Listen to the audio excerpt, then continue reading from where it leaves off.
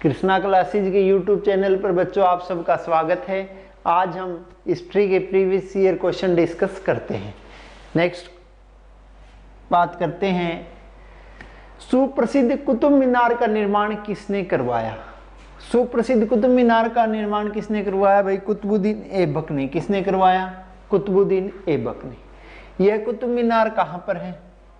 दिल्ली में है। कहाँ पर है भाई कुतुब मीनार? दिल्ली में है। उसने इस मीनार का नाम कुतुब मीनार किसके नाम पर रखा? प्रसिद्ध सूफी संत ख्वाजा कुतुबुद्दीन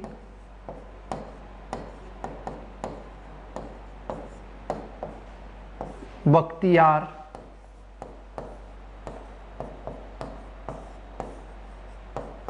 काकी के नाम पर। प्रसिद्ध सूफी संत ख्वाजा कुतुबुद्दीन बख्तियार काकी के नाम पर इस मीनार का नाम रखा गया कुतुब मीनार।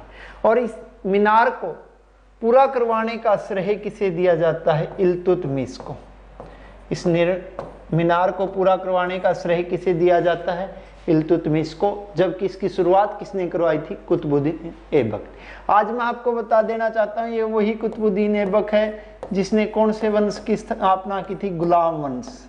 और आप सबको पता है दिल्ली सल्तनत का पहला वंश कौन सा था? गुलाम वंश। गुलाम वंश का ही दूसरा नाम है दास वंश। इसी का दूसरा नाम क्या है भाई? दास वंश। या इसे आप एक नाम और दे सकते हैं, वो नाम क्या है? मामलुक वंश। या इसे आप एक नाम और दे सकते हैं, वो नाम क्या है? इलबरी वंश। ये चारों नाम एक ही वंश के, यानी गुलाम वंश के। और इस गुलाम वंश का समय रहा था 1206 से लेकर 1290। और कुतुबुद्दीन ऐबक का समय रहा था 1206 से लेकर 1210, यानी मात्र 4 साल इन्होंने शासन किया। उसके बाद बात करते हैं अब नेक्स्ट क्वेश्चन की। देखिए, दिल्ली प्रशासन करने वाली प्रथम महिला शासिका कौन थी? कौन थी भाई? रजिया सुल्तान। रजिया सुल्तान का संबंध कौन से वंश से है? गुलाम वंश से। रजिया सुल्तान ने कब से कब तक राज किया? रजिया सुल्तान ने राज किया 1236 से लेकर 1240, यानी 4 वर्ष तक।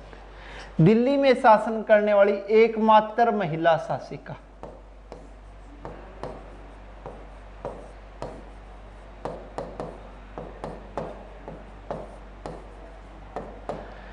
पहली महिला शासिका पूछ ले, अंतिम महिला शासिका पूछ ले, पहली मुस्लिम महिला शासिका पूछ ले, अंतिम मुस्लिम महिला शासिका पूछ ले, एकमात्र पूछ ले, तो पांचों क्वेश्चनों का आंसर आपका एक ही है। वो आंसर क्या है? रजिया सुल्तान।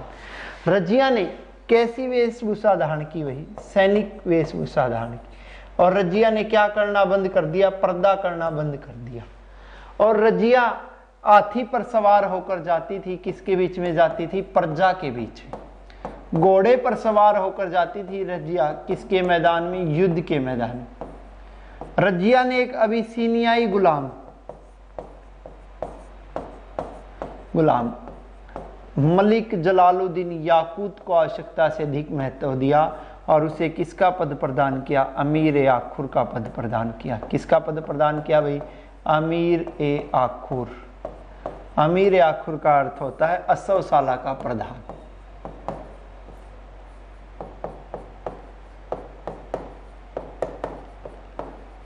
कहते हैं यह रजिया सुल्तान का प्रेमी था। और 1240 में रजिया की हत्या कर दी गई। और रजिया की हत्या 1240 में कहाँ पे हुई थी? कैथल। और कैथल में ही रजिया की क्या है? कब्र। और ये दक्षिण एशिया का पहला महिला मकबरा माना जाता है। किसका भाई? रजिया सुल्तान का। ये दिल्ली की एकमात्र महिला शासिका थी। उसके बाद बात करते हैं नेक्स्ट क्वेश्चन की। भगत व संगीतज्ञ सूरदास किसके समकालीन थे? किसके समकालीन थे भाई? अकबर के। पहली बात तो यह है बच्चों, अकबर के नवरत्नों में नहीं थे सूरदास, लेकिन सिर्फ अकबर के समकालीन थे।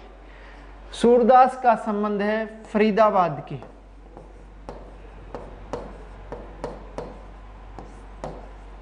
कौन से गांव से संबंध रखते हैं? सिही गांव से। सिही गांव को साहित्यकारों का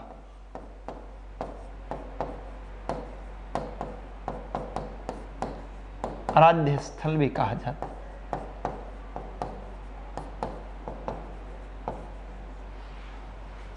सूरदास जो जन्म से यंदे थे, इनकी रचना है सूर सागर, सूरसावली,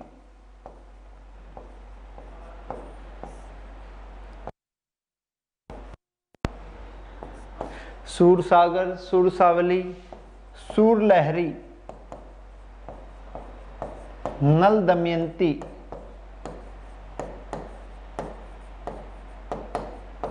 और ब्याले और ब्यालो। ये दो के प्रमाण हमें नहीं मिलते हैं, लेकिन इन तीनों के प्रमाण हमें मिलते हैं। वैसे अकबर की बात करना चाहूं तो अकबर का संबंध कौन से साम्राज्य से रहा? मुगल साम्राज्य से। और अकबर का चारों ही मुगल साम्राज्य से संबंधित थे। अगर चारों के समय की भी मैं बात करना चाहूं तो सबसे पहले हुआ था बाबर 1526 से लेकर 1523, फिर हुआ था हुमायूं 1530 से लेकर 1540 और 1555 से लेकर 1556, फिर हुआ था इसमें आपका अकबर 1556 से लेकर 1605 और इनमें हुआ था औरंगजेब 1658 से लेकर 1707। यह समय रहा इन चार मुगल शासकों का। उसके बाद बात करते हैं नेक्स्ट क्वेश्चन की। अगला क्वेश्चन, प्रसिद्ध सूर्य मंदिर किस भारतीय राज्य में है? यह कहां पर है भाई? कोणार्क, उड़ीसा में। इस मंदिर को ब्लैक पैगोडा मंदिर भी कहा जाता है।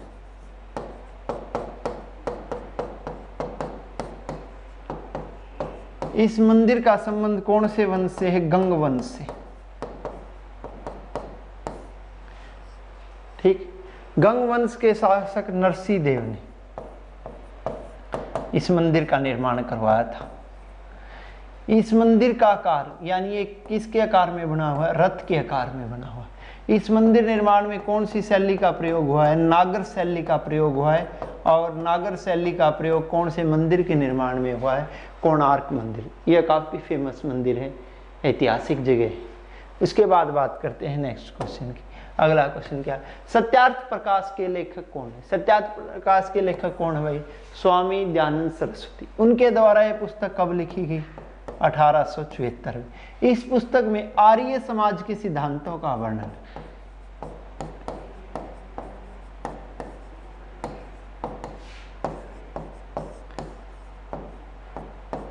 आर्य समाज के सिद्धांतों का वर्णन कौन सी पुस्तक में है? सत्यार्थ प्रकाश में, जो किसकी रचना है? स्वामी दयानंद सरस्वती। स्वामी दयानंद सरस्वती ही व्यक्ति है जिन्होंने कौन से समाज की स्थापना भी की थी? आर्य समाज की स्थापना की थी। और उन्होंने आर्य समाज की स्थापना कब की थी? 1875 में। कहाँ पे की थी? मुंबई में।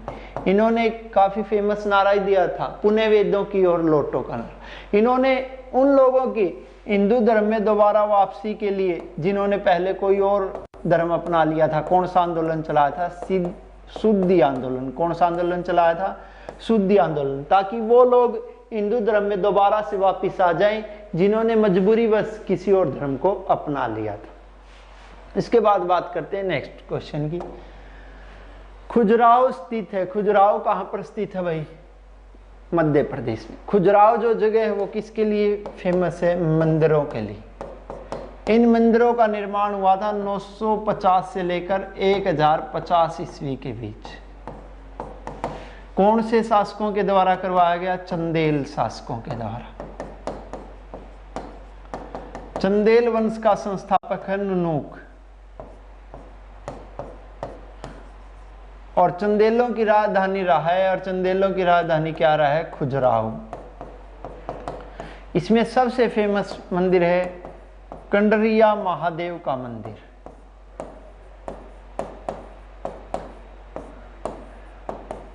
और यह मंदिर भी आपको बता देना चाहता हूं मैं कौन सी शैली में बना हुआ है? नागर शैली में बना हुआ है। ये सबसे फेमस मंदिर है, कहाँ का है? खजुराहो का। खजुराहो के इन मंदिरों का निर्माण चंदेल शासकों ने करवाया था। उसके बाद बात करते हैं अगला क्वेश्चन। पंजाब केसरी की उपाधि दी गई थी, किसको दी गई थी भाई? लाला लाजपत राय को। ये वही लाला लाजपत राय है जो 1928 में शहीद हो गए थे। कौन से कमीशन का विरोध करते हुए? साइमन कमीशन का विरोध करते। और ये साइमन कमीशन का विरोध करते हुए कहां पर घायल हुए थे? लाहौर में। इन पर उस समय लाहौर के तत्कालीन एसपी जनरल किसके द्वारा गोलियां चलाई गई थी? सैंडर्स के द्वारा गोलियां कह रहा हूं, सॉरी, लाठियां बरसाई गई थी। और उन्होंने एक नहीं, दो नहीं, पूरी लाला लाजपत राय को कितनी लाठियां मारी थी? 14। इन्हीं लाठियों की मार से घायल होकर किनकी मृत्यु हुई थी? लाला लाजपत राय की। तब लाला लाजपत राय ने मरने से पहले एक बात कही थी, मेरे शरीर पर लगी हुई है कि एक लाठी का निशान अंग्रेजी ताबूत में किल ठोकने का काम करेगा। और इन्हें हम पंजाब केसरी के उपनाम से जानते हैं। इसके बाद बात करते हैं नेक्स्ट क्वेश्चन की। वर्ष 1961 में किसकी सत्ता से गोवा मुक्त हुआ? किसकी सत्ता से मुक्त हुआ भाई? पुर्तगालियों की। इसके लिए एक ऑपरेशन चलाया गया था जिसका नाम था ऑपरेशन विजय।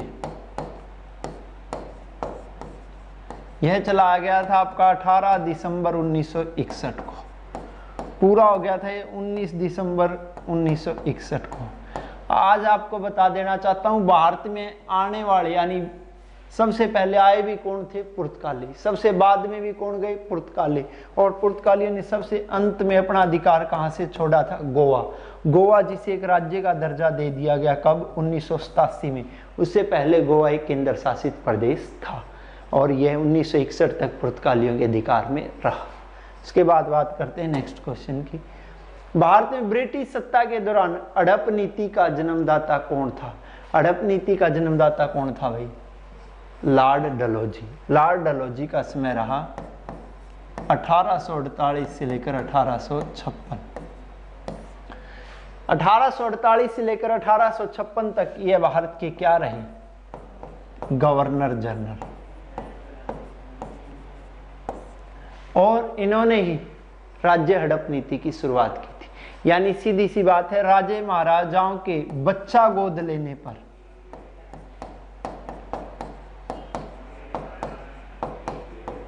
क्या लगा दिया था? इन्होंने प्रतिबंध लगा दिया था राजे महाराजाओं के बच्चा गोद लेने पर और इसी को राज्य हड़प नीति नाम दिया गया। इसी केस में 1853 में भारत में पहली क्या चलाई गई थी? रेल।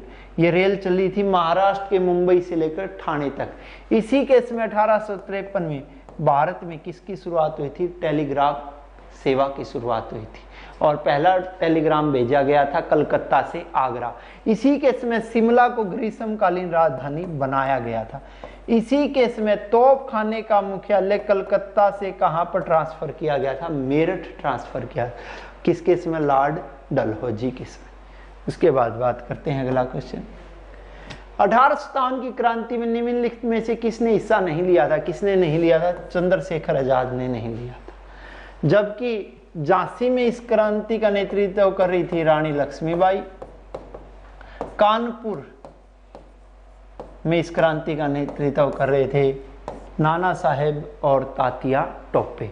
चंद्रशेखर आजाद जुड़े हुए थे HRA से, हिंदुस्तान रिपब्लिकन एसोसिएशन। उसके बाद वो जुड़ गए थे HSRA से, हिंदुस्तान सोशलिस्ट रिपब्लिकन एसोसिएशन।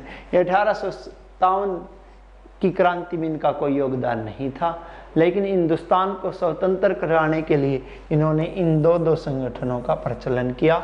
और बात करना चाहूँगा तो ये फिर 27 फरवरी 1931 को अंग्रेजों से लड़ते हुए इलाहाबाद के अल्फ्रेड पार्क में शहीद हो गए थे। इन्होंने एक बात कही थी, बोला मैं आज़ाद हूँ, आज़ाद था और आज़ाद ही रहूँगा।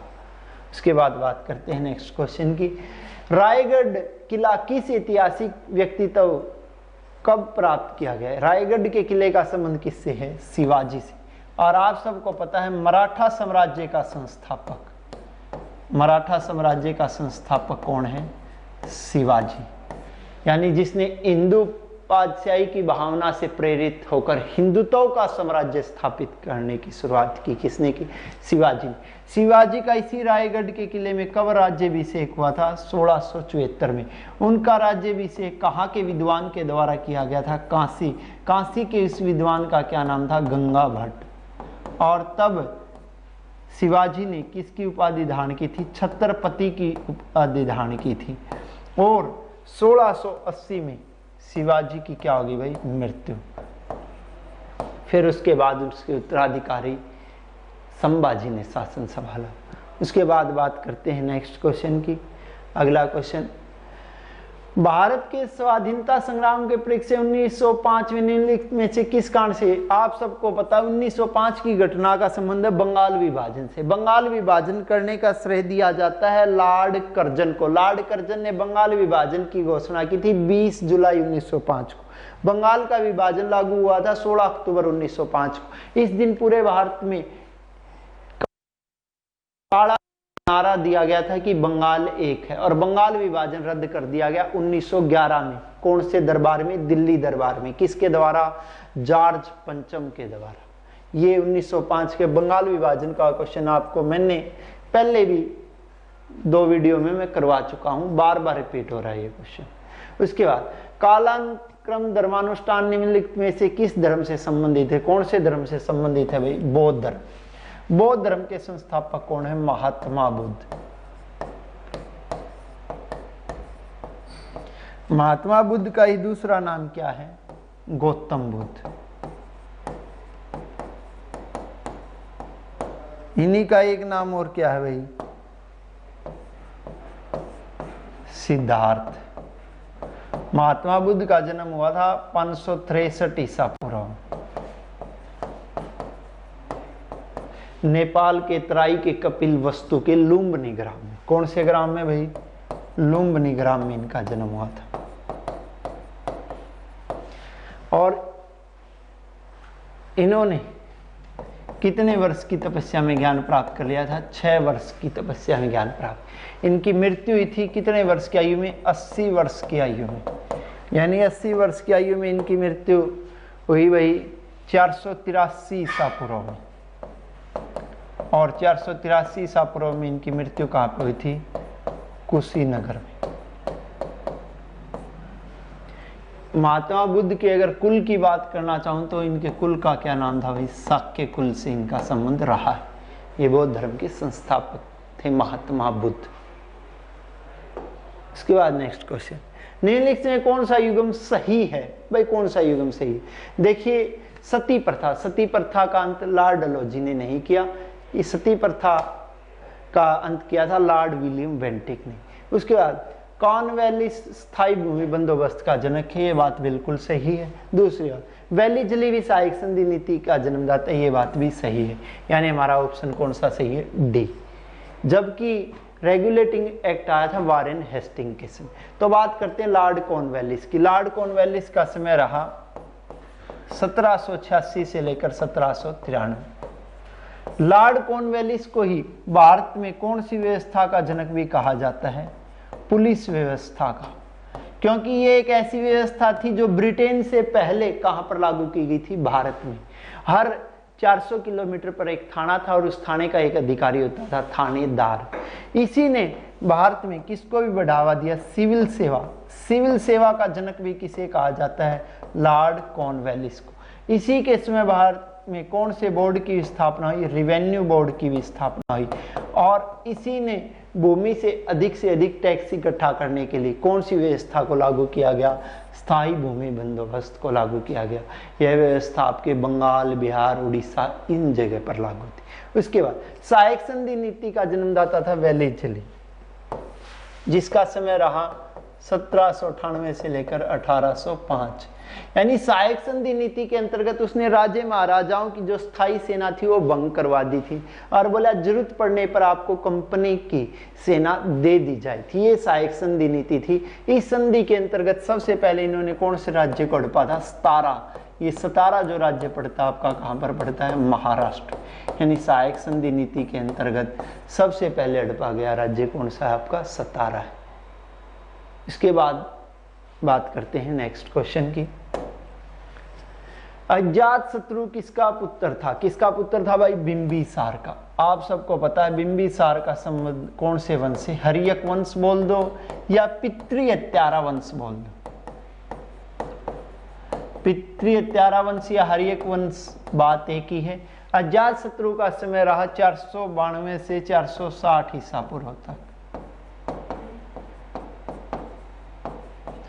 अजातशत्रु के समय ही कौन सी बौद्ध संगीति हुई थी? पहली बौद्ध संगीति हुई थी। यानी अजातशत्रु ने कौन से धर्म को बढ़ावा दिया था? बौद्ध धर्म। यह पहली संगीति हुई थी राजगृह की शपथकर्णी गुफा में, महाकश्यप की अध्यक्षता में।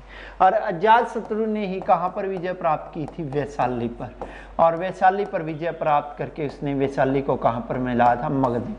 उस समय लिच्छियों की राजधानी होती थी वैशाली, उसे जीतकर मगध में मिलाया था। किसने मिलाया था? अजातशत्रु ने। अब बात करते हैं नेक्स्ट क्वेश्चन की।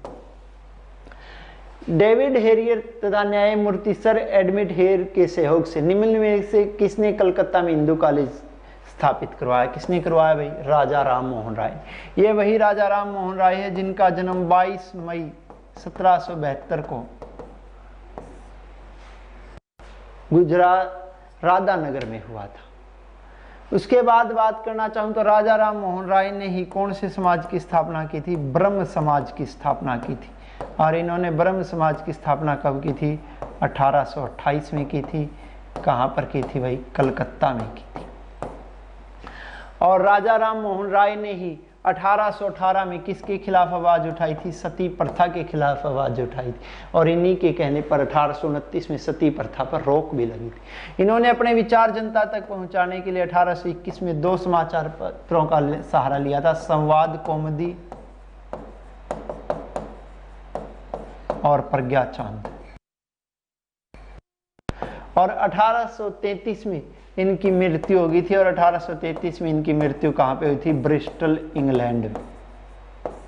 और इन्हें राजा की उपाधि दी थी मुगल बादशाह अकबर द्वितीय ने, जबकि सुभाष चंद्र बोस ने इन्हें किसकी उपाधि? भारत में आधुनिक पुनर्जागरण का पिता में कहा जाता है। किसको कहा जाता है? राजा राम मोहन राय।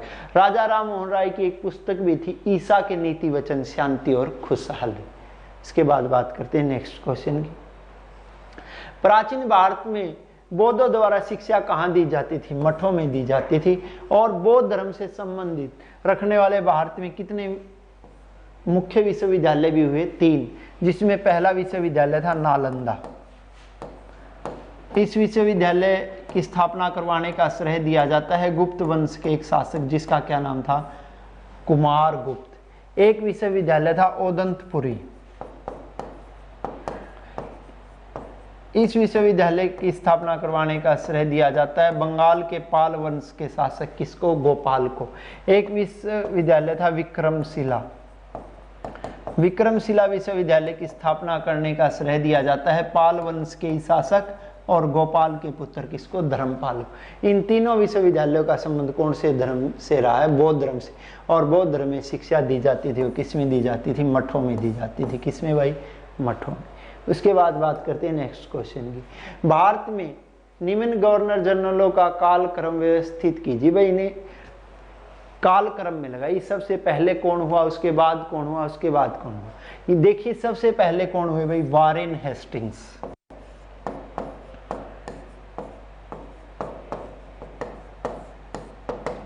इनका जो कालक्रम 2 भागों में बटा हुआ है, 1772 से लेकर 1774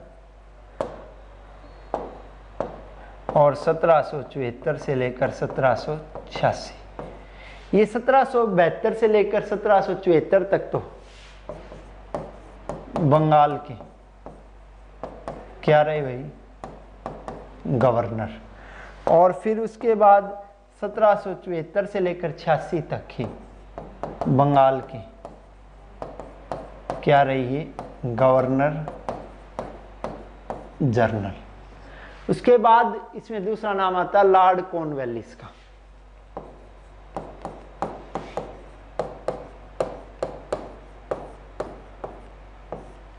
जो थे 1786 से लेकर 1793।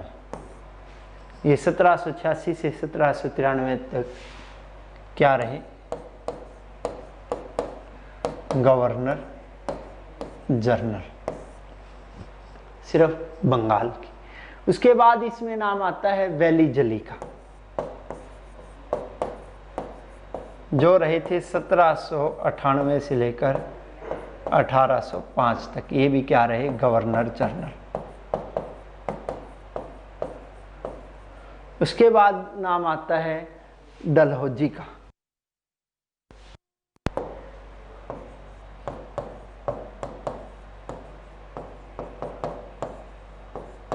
(1748 से लेकर 1756।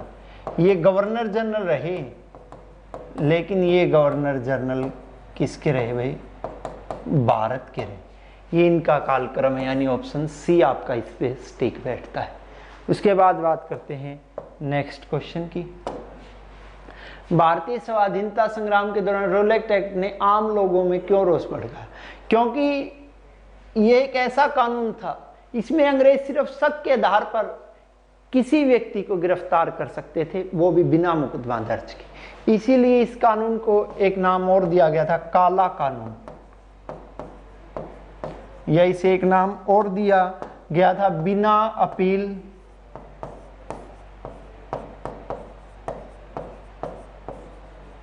बिना वकील और बिना दलील का कानून। यानी सीधी सी बात है, इस कानून के द्वारा व्यक्ति की स्वतंत्रता पर प्रत्यक्ष कुठाराघात किया गया था। इस कानून का हिंदुस्तान में जगह जगह पर विरोध हुआ था। इसे काला कानून या आतंकवादी कानून भी नाम दिया गया था। उसके बाद बात करते हैं, और यह आपका जो कानून, अगर बात करना चाहूं तो रोलेट एक्ट कब आया था भाई, 1919 में रोलेट एक्ट आया था। उसके बाद बात करते हैं नेक्स्ट क्वेश्चन की। किसकी अनुमति से अंग्रेजों ने पहला कारखाना सूरत में लगाया था? किसकी अनुमति से लगाया भाई? जहांगीर। जहांगीर का समय रहा है 1605 से लेकर 1627। सबसे पहले अंग्रेजों ने जहांगीर के दरबार में भेजा था कैप्टन हॉकिंस को 1608 में, जिसे जहांगीर इसकी फारसी से काफी प्रभावित हुआ और इसे 400 मनसब भूमि दान में दे दी, लेकिन इसे व्यापार की अनुमति नहीं दी। उसके बाद इन्होंने भेजा अंग्रेजों ने सर टॉमस रो को